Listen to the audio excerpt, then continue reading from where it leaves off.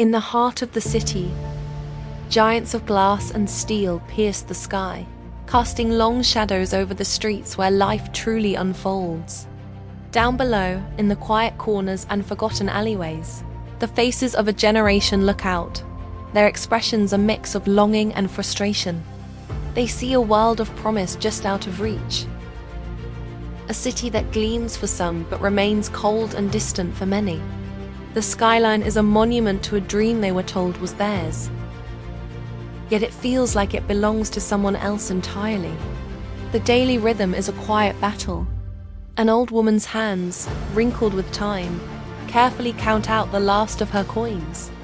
A young graduate sits surrounded by a fortress of rejection letters, each one of paper cut to their aspirations. On the factory floor, a worker's movements are a study in exhaustion, a slow dance of duty and fatigue. In stark contrast, behind closed doors, champagne flows at lavish banquets. Laughter echoes in opulent halls as politicians, disconnected and dismissive, toast to a prosperity that never trickles down. But then, a shift. A tremor of defiance runs through the silent streets. The music of the city changes its key, becoming tense, expectant. A splash of vibrant color appears on a decaying wall, a mural of hope painted in the dead of night.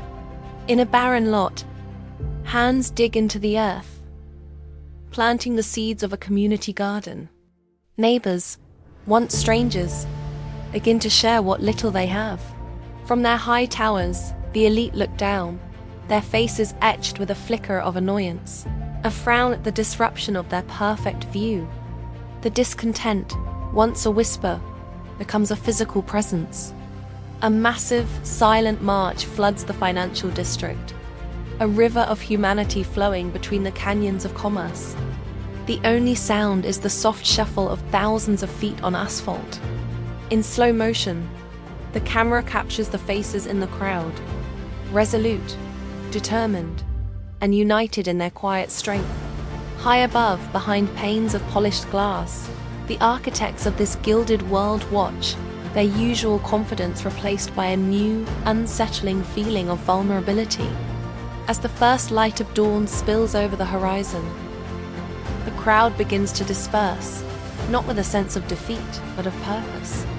The final shots are intimate, capturing small moments of connection.